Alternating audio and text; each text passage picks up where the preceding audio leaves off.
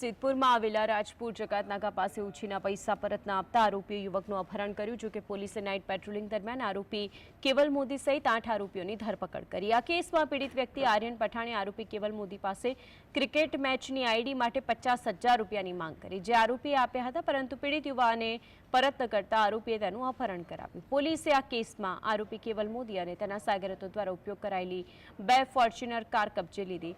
આમ સિદ્ધપુર પોલીસની સતર્કતાને કારણે અપયત યુવકનો બચાવ થયો। મોદી નામના એક વ્યક્તિ સાથે મિત્રતા થયેલ, જેથી આ ફરિયાદી આર્યન ખાન છે એમને કેવલ મોદી પાસેથી ક્રિકેટનો સટ્ટો રમવા માટેની આઈડી રૂપિયા 50,000માં ખરીદ કરેલ।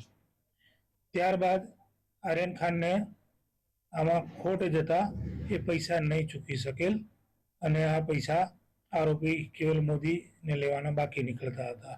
ફરિયાદીની સ્વિફ્ટ ગાડીને ટક્કર મારી અને ફરિયાદીની સ્વિફ્ટ ગાડીને ધોકાથી નુકસાન પહોંચાડી ફરિયાદી આર્યન ખાનને એક ફોર્ચ્યુન ગાડીમાં અપહરણ કરી અને લઈ ગયેલ।